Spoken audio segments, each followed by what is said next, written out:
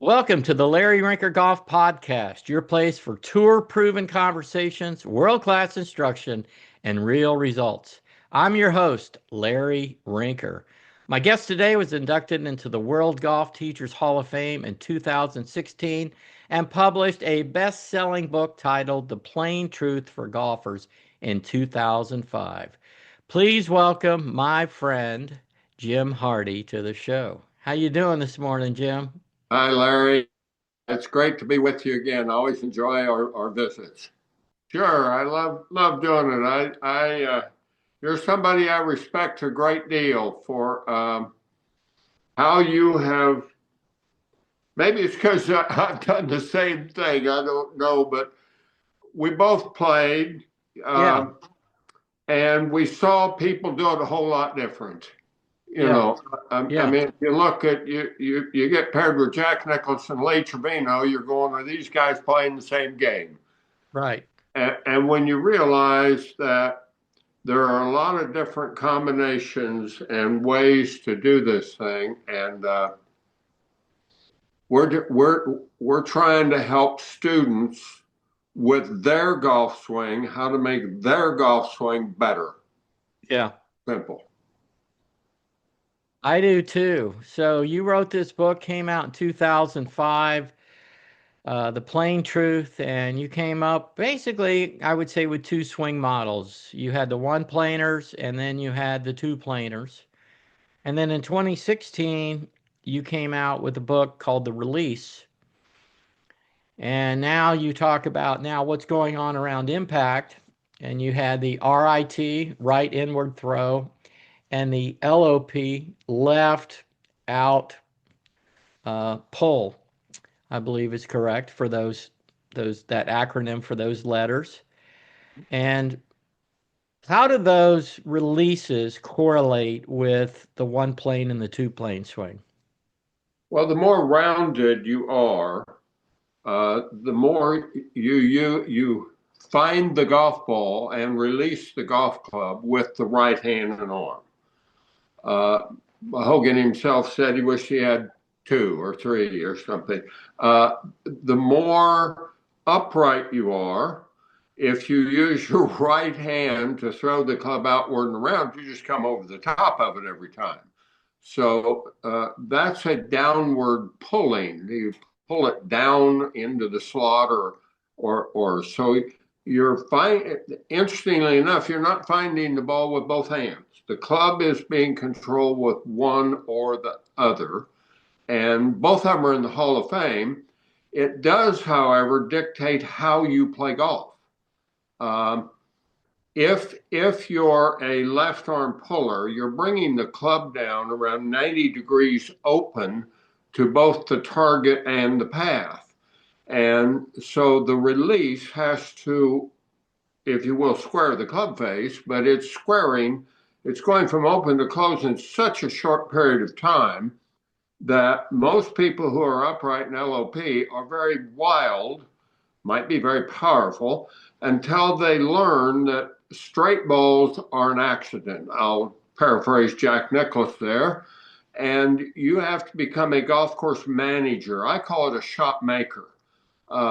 Nicklaus talked a lot about that, and he was probably the poster child for an LOP two-plane swing. Conversely, if you're swinging the club more around you correctly, the golf club is always closing to the target because it's on an arc, but it's always square to that arc. And since the ball's not moving and you're hitting it about the same place on the arc every time, you pretty much hit straight balls. Now that doesn't mean you can't curve it if you don't want to, if you need to.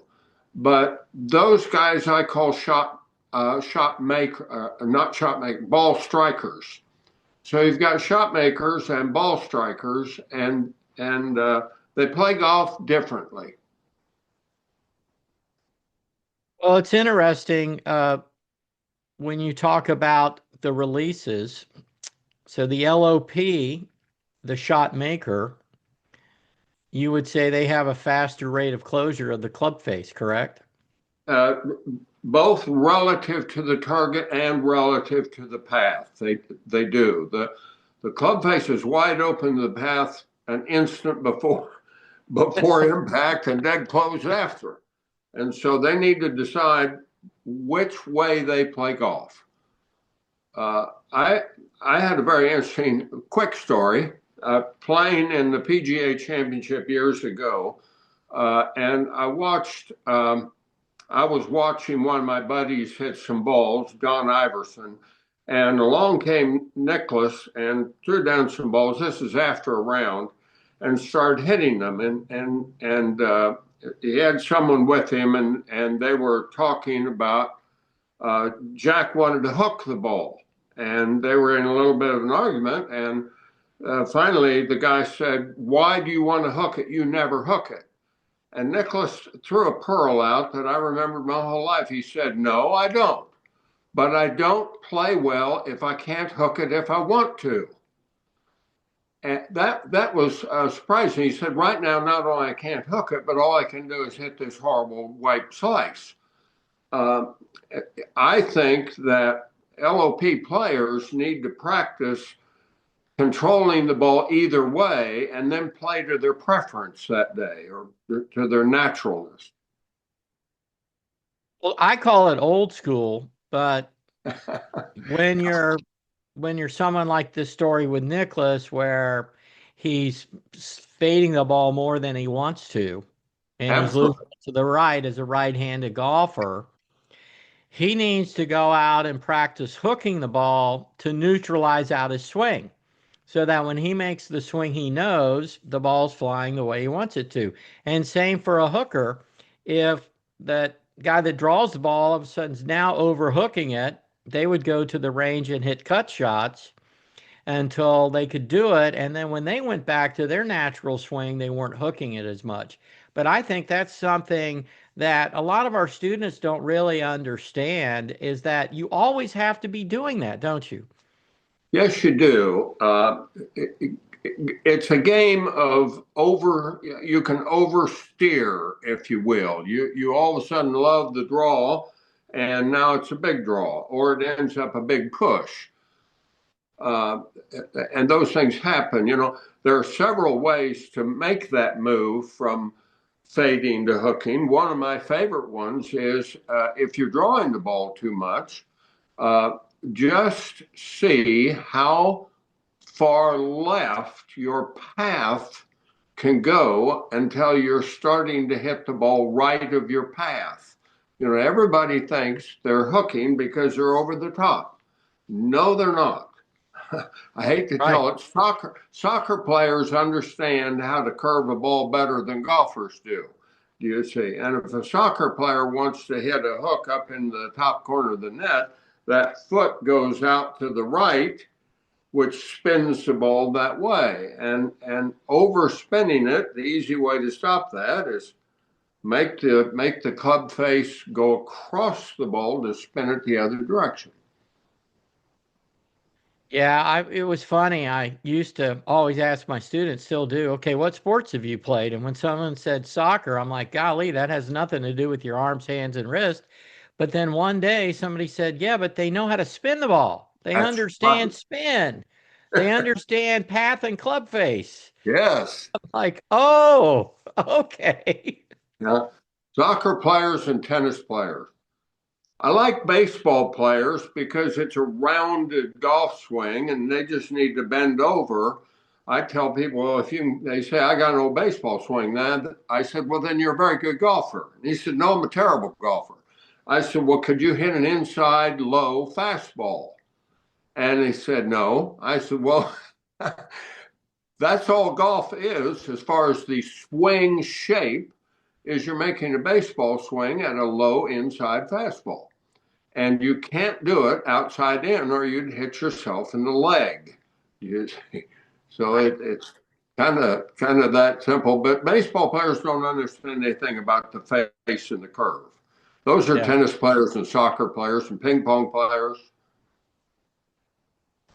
Yeah, I love ping pong. I was playing pickleball yesterday with my wife, and I'm left-handed, play golf right-handed, but here I am controlling the paddle. up at the net, and I'm just like, wow, that's like I got the golf club in my hand. What am I trying to do with it? And it's so funny to me.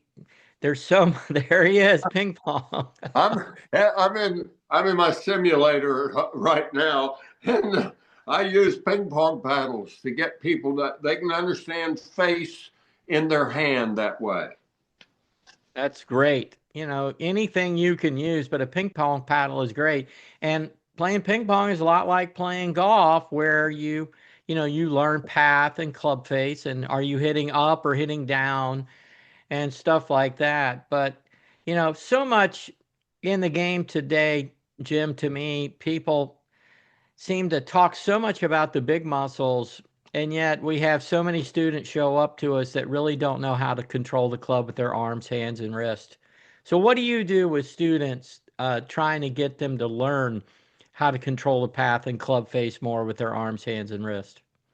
Well, in today's world, that you need to approach that correctly, I believe, because so much information is about ground forces and lower body and rotational things. And I'm not discounting those things, but we're not kicking the ball. We're hitting it with a golf club, you see. And so I believe that, and I'll tell people right up front, you've got an initiator and a responder. Okay? Call that the president of the company and a manager. Something. Somebody's got to initiate the plan, the force.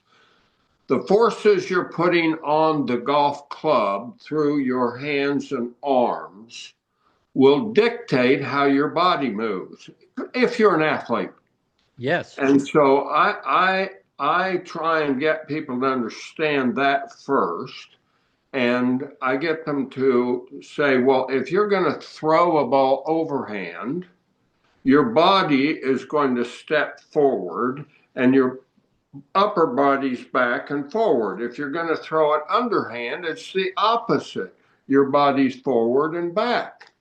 And I say, now the body is making those moves to accommodate how you're trying to use your arm. And I can pretty much get them to understand that then. And I say, no, your body is moving poorly because the forces that you're applying on that golf club are such that you've got to move your body that way to hit the ball.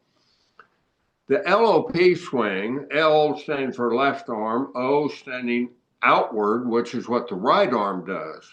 L and P are left arms pulling, the right releases the club over, moving outward.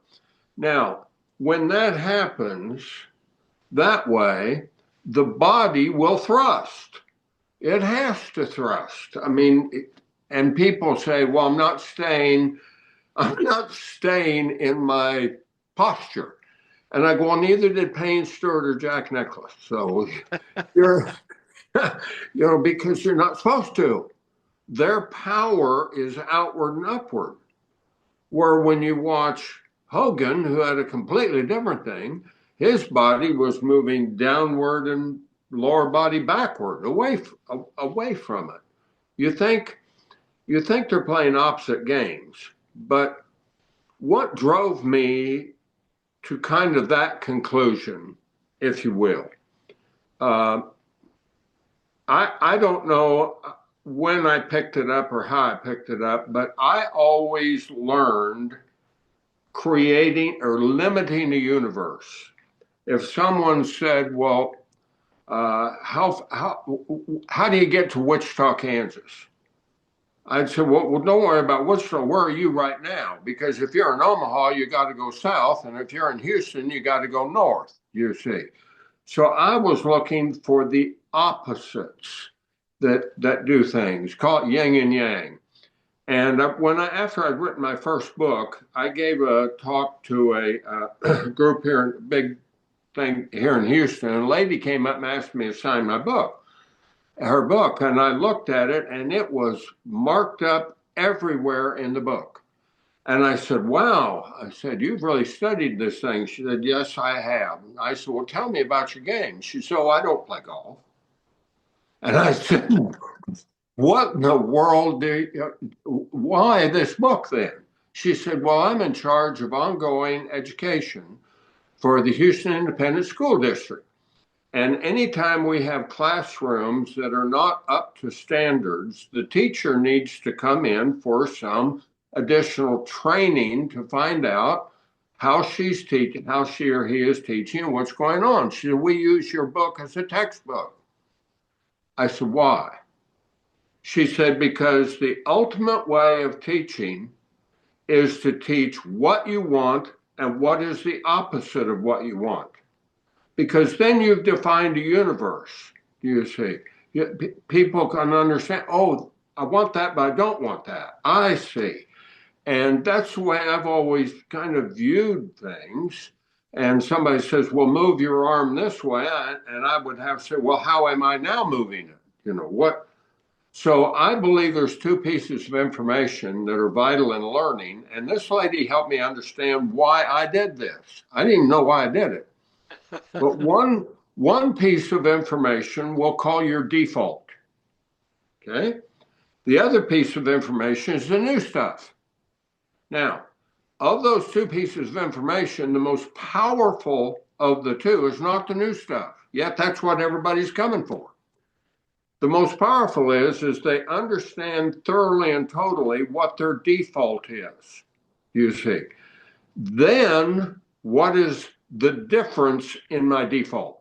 Because it is the difference, you see. Am I going north or south or up or down? Which way do I go? So we understand where they're going. We understand what they want to, how it's different. When they can discern, I think that's a wonderful word, discern. When they can discern the difference between their default and what they want to do, they've learned.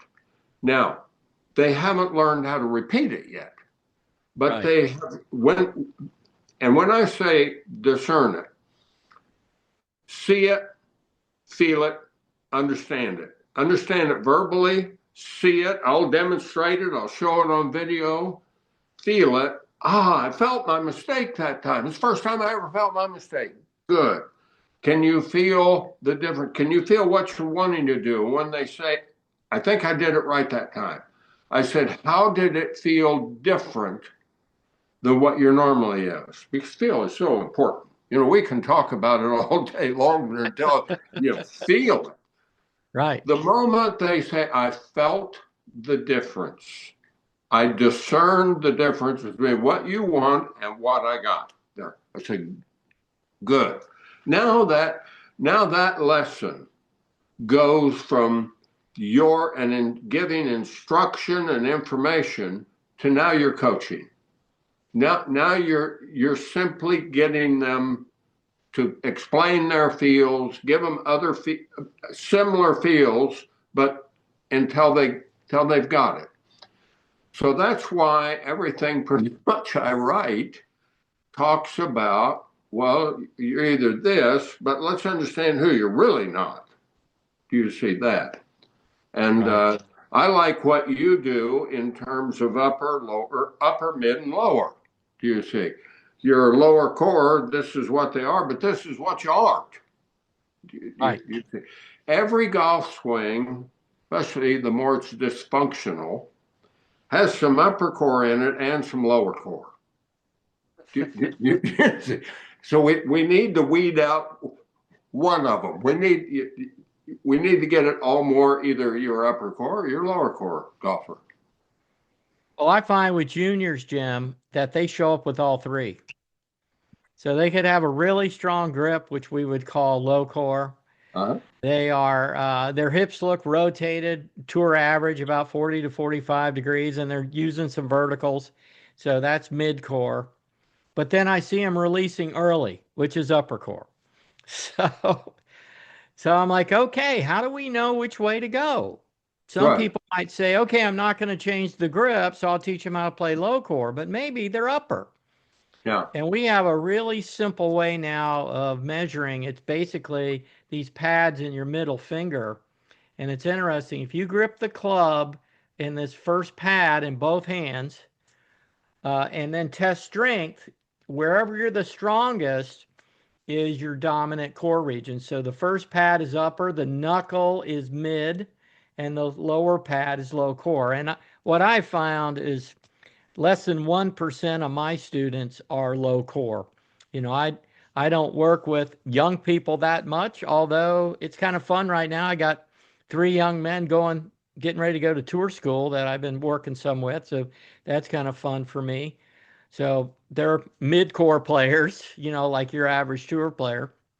But, you know, it's just interesting being able to differentiate and then getting those pieces of the puzzle together. And I think that's what you've done with your system with Plain Truth. And are you a 2-planer or 1-planer? And then that matches with, well, how you release it.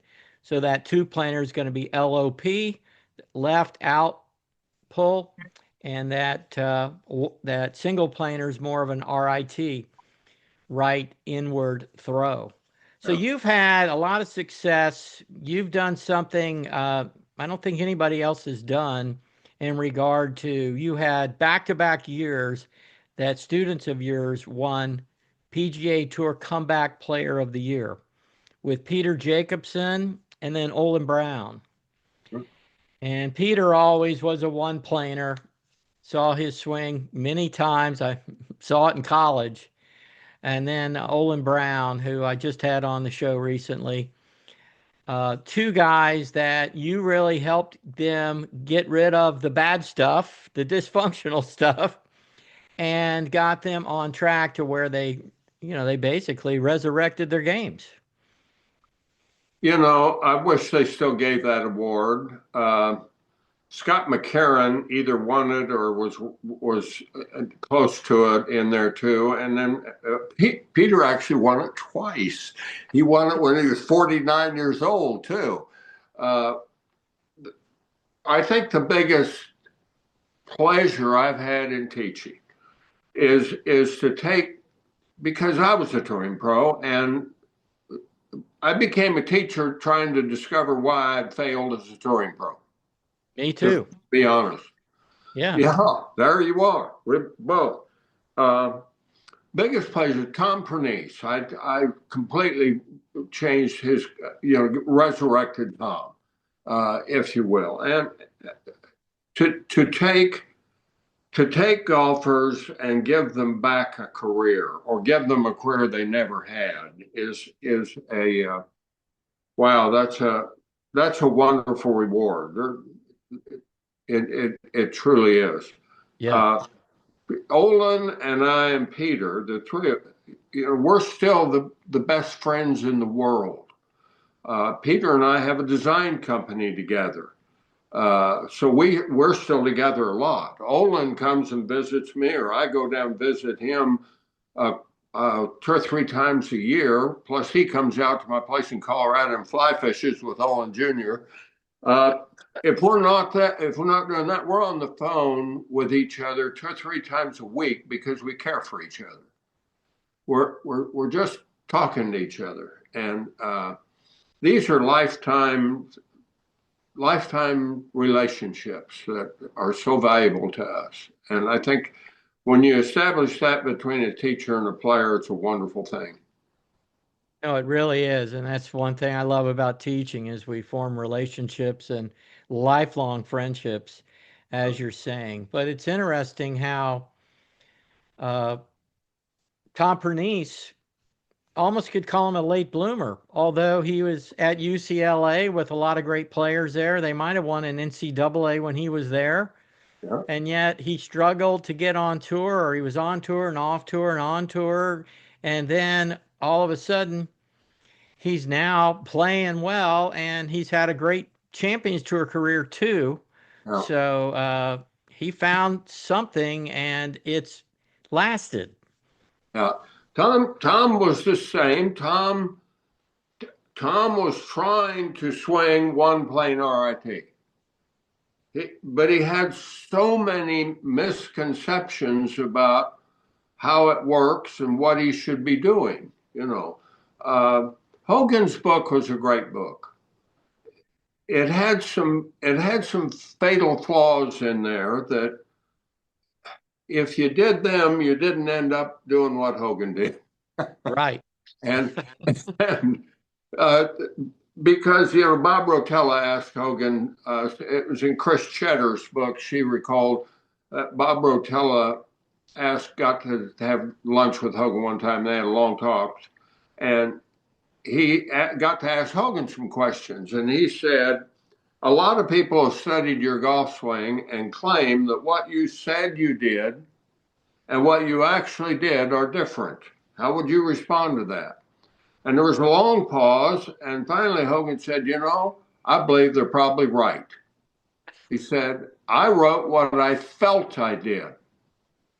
Now, they didn't have all the video and software and built 3D and force plates and everything else to really see what they're doing. It was by feel. You and I grew up playing golf by feel. Heck, I didn't know what my swing looked like.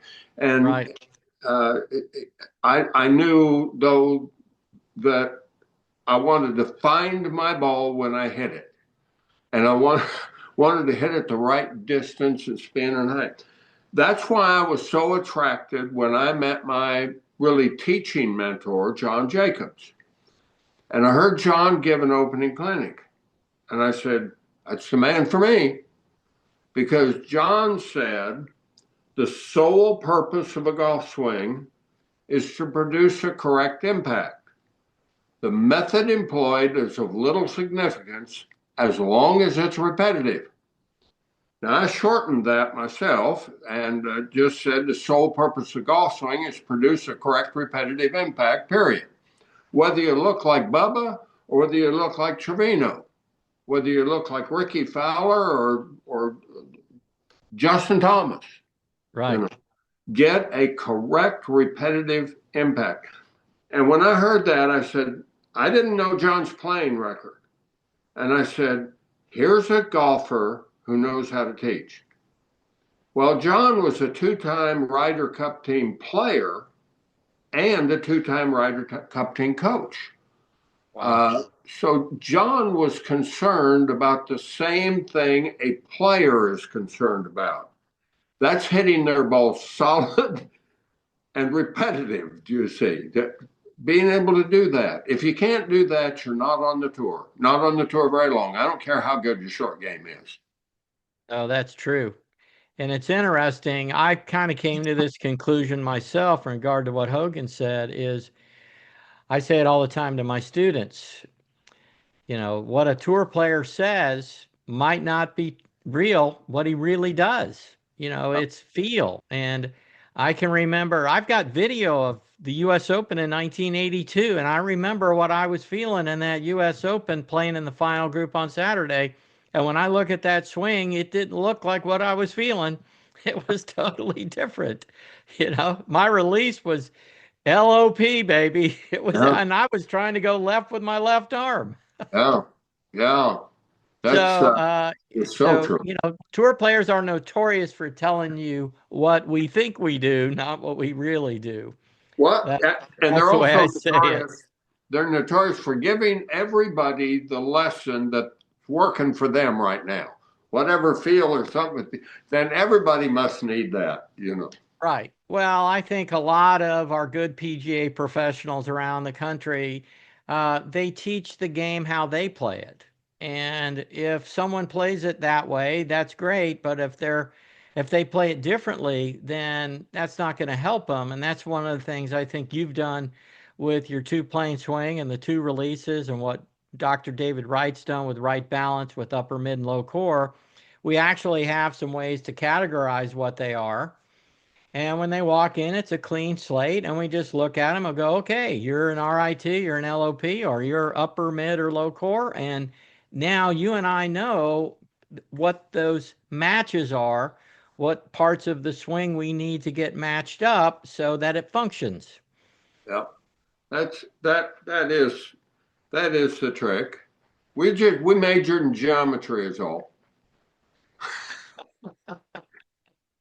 I wrote a third book called Solid Contact, in which I talk about there that everything in golf is just a dual elements. They're either pluses or minuses. Anything that you do in golf is either going to make your impact angle of approach either more down or more up, steeper or shallower, or it's going to make your golf swing a little narrower at impact or sweepier at impact. Now, it makes any difference what it is. If you lay a club off, that's going to make it wider. If you stand the club up or put it across the line, it's going to make it narrower. Stand on your left leg, make it narrower. Back on your right leg, make it wider or shallower. Now, every ball flight miss is a miss that comes out of an impact that was either too narrow or too steep, too wide or too sweepy. You see? So what you've got is if you understand what shot you just hit, a hook, that's always what I call a minus. A minus is, I always remember, because it's an airplane circling the field. It won't land. It doesn't have enough angle to hit down, under, and up, do you see? Whereas a plus has too much. It's got too much down or too much down, under, and up, and it needs more circle the field to it. Now, I see people give lessons based on just a prejudice of form. And the number one thing we teach in all our certification, the first day, the entire morning is spent on this pluses and minuses, because it's the best diagnostic tool in the world. Because let's say somebody's coming up and they're hitting fat, thin push hooks. Well, all those I call minuses, because they're always coming in either too sweepy, or they're coming in and they're hitting behind the ball and they're swinging up on it. You see fat and thin and the push hooks. And they need a plus somewhere. They need something that's either going to swing more left, or more weight on the left side, or bring the right side through better, or something. Well, hit it more with the right arm, something in there. And yet I'll see somebody say, well, I'd love to get you into the K position at address. Get your right. Well, that's a very shallow thing. Do you see that? And I'm going, oh my goodness, the player's now going to hit 3 feet behind it instead of 2 feet behind, and they do. Because what happens is if you give a lesson, which we all have, where the player immediately got worse, and you say, well, you need to go home and work on this. No, you need to quit telling him to do that. Is the problem is, if we're teaching solely understanding the result, which is the impact they're creating in the ball flight they're going to produce, then if their ball flights and impacts are showing something that's too shallow and too wide, you need to give them something that is going to make it steeper or narrower. That's simple. That's why all of us have different looking golf swings. It's not because so much we have different bodies. Most people we teach have 2 arms, 2 legs, and a head and a neck and what have you. It's because they picked different idiosyncrasies to neutralize their golf swing. You see, somebody who's coming around too much, a strong grip makes the thing into a garden hoe. That's you want to dig one out of a buried lie in a bunker, you close the face. Well, it's just simple. Somebody that's coming around and turning a lot, that club face wants to open and go off away from them, and they all they do is hit weak to the right until somebody says, "Why don't you strengthen that grip?" Because now we've got the lower body player. Right. Now strengthening that grip like crazy gave him some pluses that neutralized that minus that he had, and boom, all of a sudden he can hit it right there. It really is a game of geometry to get Yeah. the things matched up right. Well, you gave this presentation on the pluses and minuses back at the 1990 PGA National Teaching and Coaching Summit. So 35 years ago, you were talking about this. Something we look at with right balance, we have ways to measure, but something that we feel has to match up is your grip has to match how rotated your hips are at impact. Absolutely. So if somebody's got a really strong grip like a Trevino, they better be really rotated. And then if somebody has a more David neutral, Duval. Pardon me. that's okay. And then somebody with a more neutral grip like Jack Nicklaus, they aren't going to have their hips that rotated at impact. Phil Mickelson's hips are not that rotated at impact. My hips are not that rotated at impact. My friend James Light said you could hold a gun to my head and I'm not going to have my hips rotated at impact. And we have reasons for that is because when the weight's in the balls of the feet, we're gonna shift and rotate and rise, and we're not going to clear the hips. But as you said earlier in the show, you talked about so much of the golf swing now is talking about rotation, rotate, rotate. And yet it's interesting to me that the body rotations are, especially the lower body, is slowing down once you get to the shaft parallel to the ground coming into the ball. So, so much is in the golf swing is about what we're doing with our arms, hands, and wrist. And I love in your book, The Release, you go over the different ways the hands and the wrist release that we've got, extension and flexion in our trail hand. And well, you've got it the same in both. You talk about ulnar deviation. And I think that LOP stands the shaft up more at impact, more ulnar deviation at impact. And then also the rotation of the arms and hands. The left is supinating, the right's pronating for a right-handed golfer. So talk a little bit about this role of the hands and wrist in the release and LOP versus an RIT. Uh, one, where I start people to understand is, first of all, RIT and the throwing motion. They go, well, you want me to flip at it? And I said, well, there's more to a throwing motion than just doing that. I said, and so I said, let's take a look at it. A throwing motion, first of all, is radial movement, radial momentum. Radial meaning circular. It's around. We use our arms in two ways. We use them circular and we use them straight line. If I push you away, or if I do a push up, or I do a shot put, the arm moves in a straight line. If I throw something, it doesn't make any difference whether it's overhand, underhand, or what, I'm going in a circle, do you see? So people who are turning their hips around need their arms to go in a circle too. Now, how do we do that? Well, the first thing you do is realize that you have three sections of your arm. Shoulder to elbow is upper arm. Elbow to wrist is forearm. Hand is hand, if you will.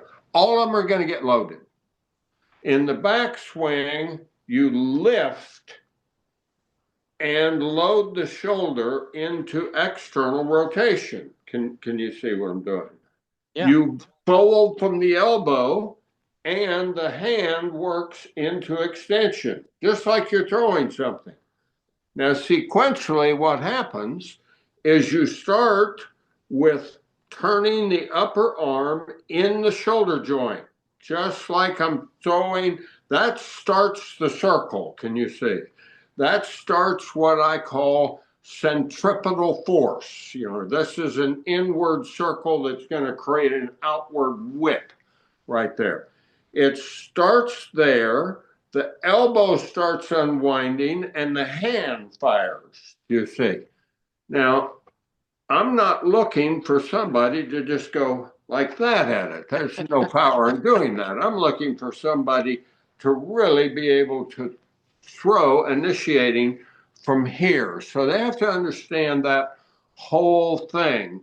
The opposite of that, the LOP, is more of a straight line, because the left arm, as it's pulling down, the more you look at a swing like a Ferris wheel and a bird flies over it, he doesn't know it's a circle.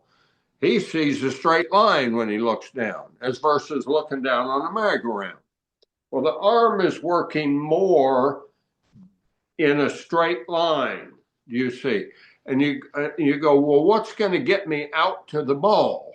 Well, that straight line's coming from the inside out, and the body is going to also thrust out to help you get out to the golf ball, because we're not going around so much. Now, the right arm, the left arm has to initiate the downswing, not the right arm. It has to. And it has to actually, I believe, open slightly, or left arm actually pronates slightly, which drops the club behind you instead of the club coming in front of you. Now, everybody says, oh my gosh, if I pull down with my left arm and open the club, I'm going to slice. No, you're not going to slice. You're going to come down from the inside, is what's going to happen. Now, this club that's coming is open. It's got to close, and it's got to close with power. Now, you don't do it with your hands as much as you do it with your forearms. I'm going to let my left forearm start turning. I'm going to not pull it into me. I'm going to let the right arm straighten up outward to where the left arm is. Here, it's what I call, there's a hole in my arms right there, and it's going to close outward. That's where the O, L-O-P. So when the left comes down, I'm going to let that right arm push outward, if you will. Right. It doesn't fling. It really is, you're doing a push-up. Right. There's more leverage involved with an LOP swing than there is RIT. RIT is speed. There's two forces. Leverage, that's big, strong fella is pushing you over, you see. A little bitty guy can push you over, but he's got to be in the right leverage to do it in his favor, you see. So that's what I'm pushing, that right arm out, and it's rotating over. Now, the speed in which the rotate happens has to coincide with the kind of shots that you're playing. If I'm playing a draw, that club face is going to close and go to the right quicker than if I'm playing a cut. When you're coming down LOP from the inside, you're actually playing a push fade at that moment in time. Now, Jack Nicklaus hit push fades. Did a pretty good job of it too. Yeah. And he just he released it like crazy on it. Yeah. He just timed it to where the release was a little later. Yeah. But he still was coming from the inside and hit a push fade. The good news is that's the best way LOP can control a power driver, is a push fade. The bad news is that'll hurt your back.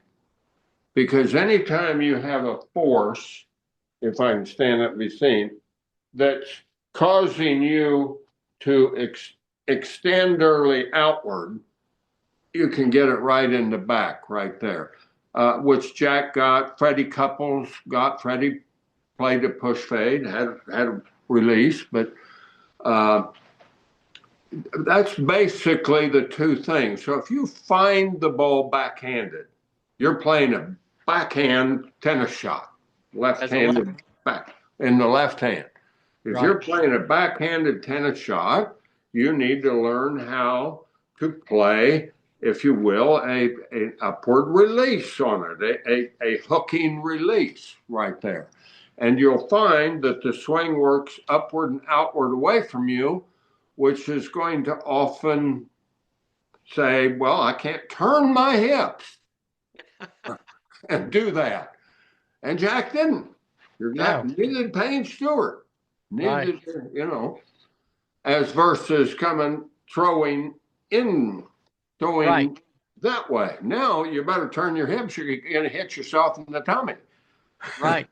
Well, Yeah. it's interesting. I look at my swing and think about my swing, back in high school, even in college, how I saw my arms always running away from my body. And I saw, that release almost like you see with VJ Singh past impact, and Yeah. Freddie has it too. And Jack had it too. If you ever look at him, shaft Yeah. parallel to the ground past impact, his hands aren't going left around his body. No. But I always thought, oh, that's ugly. Oh, I don't want to do that. I want him to stay closer to my body going around and through. So, it's funny being left-handed, and I've played some tennis, and that backhand left hand, well, yeah, that's me pulling outward, Yeah. so, and it's from my left hand. So I guess that's how I developed my swing, Jim. I mean, it's just Yeah. that's my Yeah. natural move.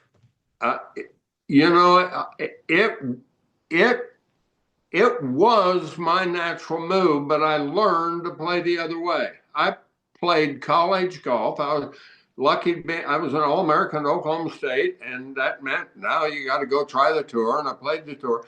I played as a two-plane, very upright push fader. That's my swing was almost identical to Bruce Litsky's. Little inside left and then come down and hit fades. I was a wonderful driver, wonderful long iron player, mid iron okay, terrible short iron player. I mean, because because I got the ball sliding all over the face. You know, the guys that have a wide bottom are the guys that hit great wedges.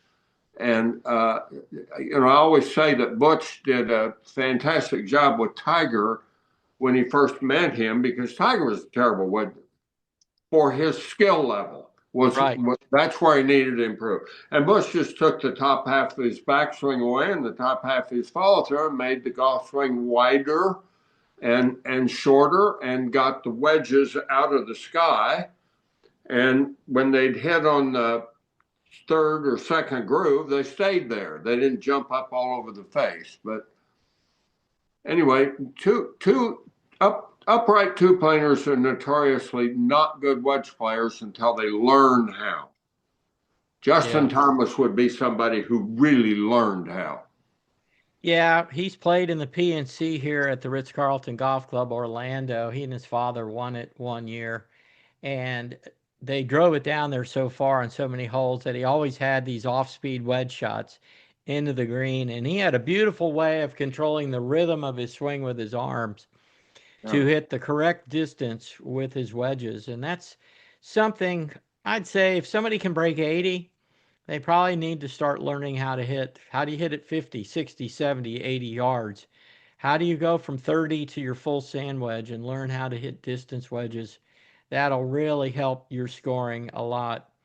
So, Jim, I feel like we're finally getting out of a one size fits all mentality when it comes to golf instruction.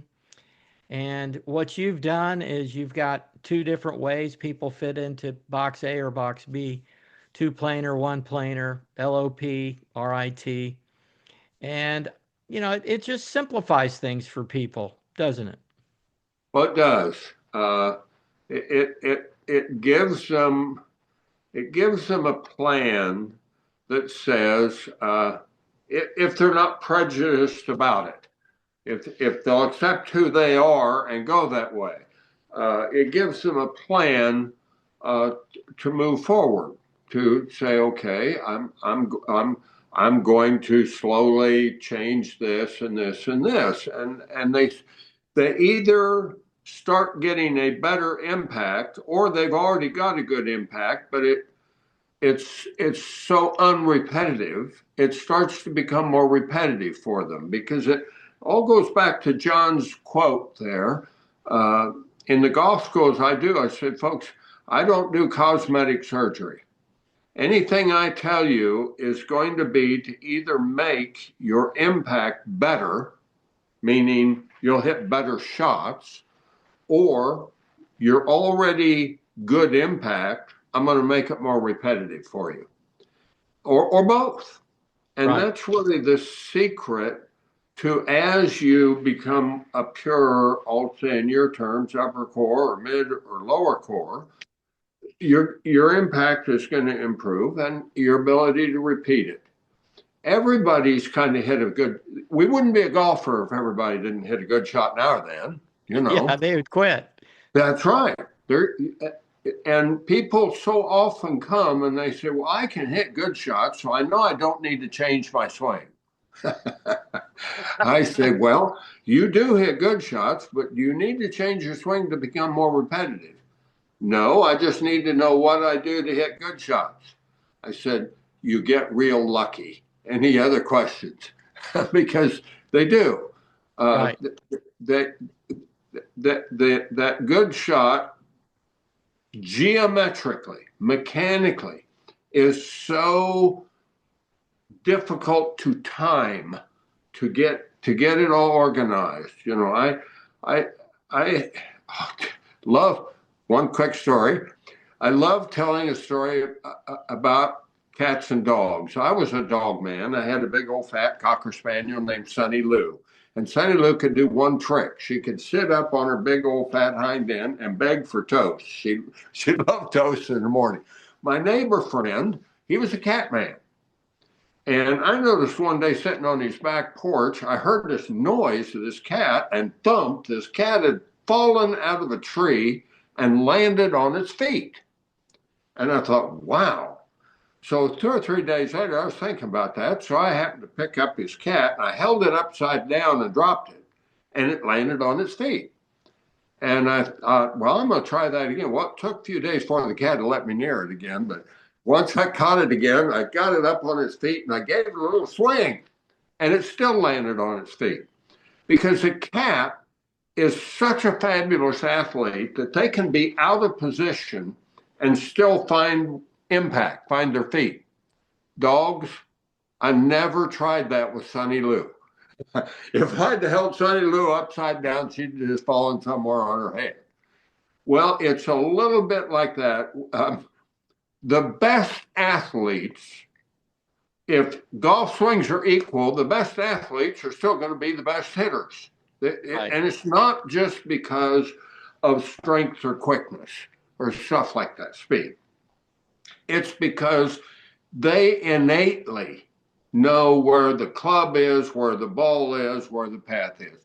If you want to see those guys, go watch the PGA Tour Right. because that or college golf. You know, those are wonderful athletes down there. And so our job really is not to make them better impact. It's to figure out how this thing becomes more repetitive for them. Right. How these great shots they can hit. Because chances are they're a cat. Chances are they've got something in there that shows up only under stress on Sunday afternoon. Yeah. Well, I would say great players have a sixth sense. They always know where the target is. So even if they're out of position, they can save it with their hands or something and Absolutely. get the ball at their target. And we all know, sometimes you don't have your best stuff, but you somehow got to shoot par. I remember I asked Arnold Palmer one time, I said, Mr. Palmer, how many times in your 62 wins did you play well all 4 days? And without hesitating, he said twice. Wow. So we're always having to do that. But I would say you do a lot of what I do with your lessons, Jim, is you change people's concepts. People show up and they have a concept of this is how the swing is, or this is how I should swing. Mm-hmm. And yet, no, that's not the best way for you. And I would say with the better players, that you just help them understand how their swing works. You don't change a lot, you just help them understand how it fits and works together and functions. Yep. That's absolutely right. And kind of brings us full circle here in our chat because today's overemphasis in especially in social media on what's going on rotationally and on the ground forces and leaping and stretching, you know, all that business you, you think they forgot the club, you know, and the club's still the king. It is absolutely, it's still the king, and the forces you put on that golf club dictate your result. You see, and it does come back to it. And so often today, I have to change concepts. Just what you said. They've got a concept. I've been working how long have you been working on all your ground forces? Oh, I've been working a year. Well, you're in trouble. I'm in trouble because they're highly invested at that point in time. If you work on something hard for a year, you're not ready to abandon that work. Do you see? You're not. I know they're not. They're emotionally, intellectually, maybe financially involved in that, even though it's killing their game. So I Yeah. need to say to them, I think you've done a great job in that, and your work needs to be applauded. Now, we do have this other stuff, this club over here, and you've so overemphasized one part of your game that we've neglected this other part. So for them to change concepts, to all of a sudden invest time and efforts in an arm motion some way, you've got it almost. It's an off thing to say, but you almost have to trick them, Larry. You have to be a salesman. You do, Right. and understanding their personalities a little bit also helps you understand how to present it. It's uh, it's never what you say; it's what they heard. And if you're presenting it in a way that their shields go up, they're blocking you out. That's right. So I use a lady, and she's been with me for about 20 years. That's arguably the best personality profiler in the world. And I have worked with her forever to understand people and what I have in front of me, and whether they're playing golf for fun or whether they're a hard driver, uh, whether they're there because they love the beauty of the game, the consistency of the game, whether they like the details. A lot of people come for a lesson. This shocked me when she finally told me, and I started recognizing it. They're there for information. They're not there to get better. They'll sort out that on their own. They just want information. And they've got this shopping list. And I used to get frustrated because I wanted to say, there's only one or two things you need to do to get better. Yes, but and they want to know every angle, everything. I now understand that they're not there to get better. They're there to gain information. Right. And if you don't understand that person, you're going to fail when the shields go up. Right. You see. So to get that concept changed in their brain, I have to kind of feel how they are motivated, what makes them play golf, what makes them tick. And if you can't figure it out personality, you just ask them. Right. What's the biggest joy? What do you like the most about golf? What drives you to come take this golf lesson? They'll tell you. I Yeah. want to. I want to know more about golf. Or hey, I don't want to do it. I just want to beat somebody on the weekend. One of those guys. So, Yeah. Well, it's interesting, Jim, that your mentor John Jacobs worked with Bob Toski in the Golf Digest schools in the mid 70s. right. Bob Toski was leading money winner on the PGA Tour in 1954. So he was a player first and then got into teaching. But the concept I always say to my students is the biggest myth in golf is the big muscles control the little muscles.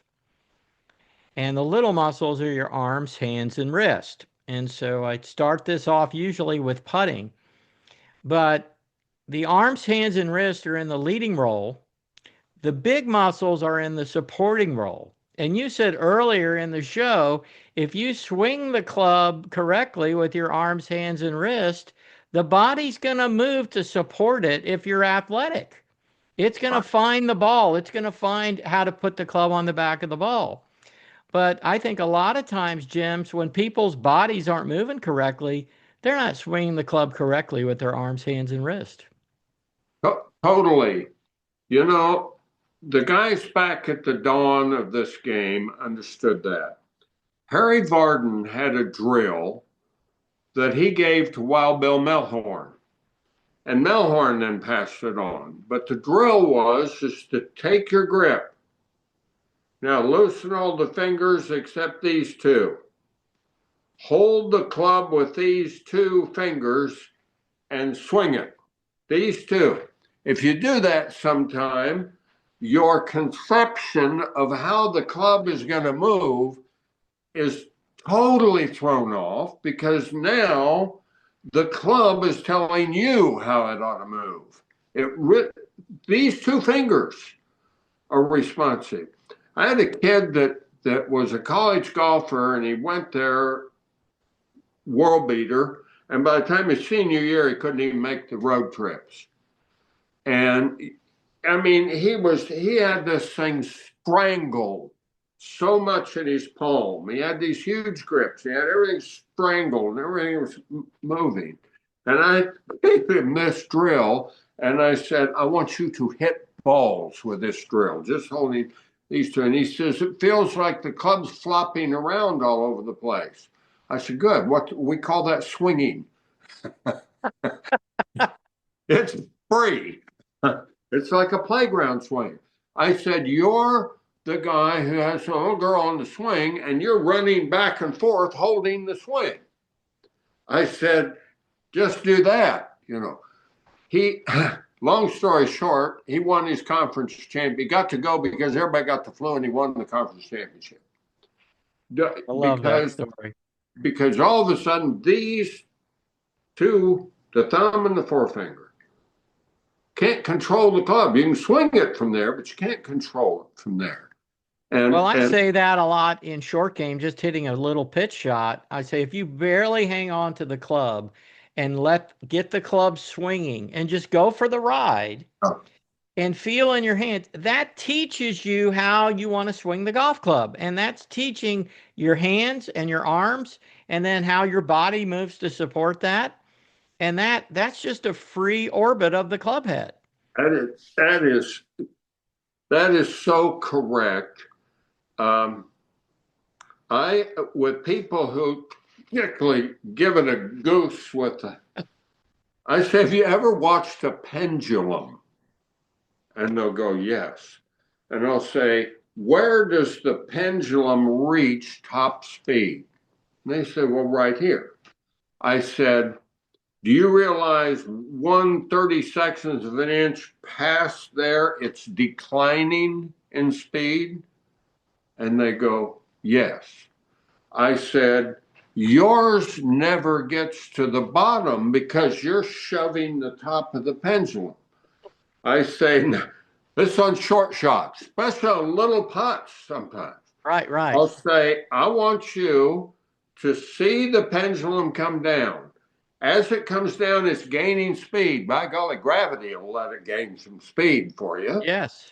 And the minute you hit the ball, let the speed come off. You're going 40 miles an hour, take your foot off the accelerator. Don't stop the club head, but let it die.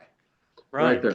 Sam Putting Labs calls this a declining rate of acceleration, meaning the greatest acceleration is here.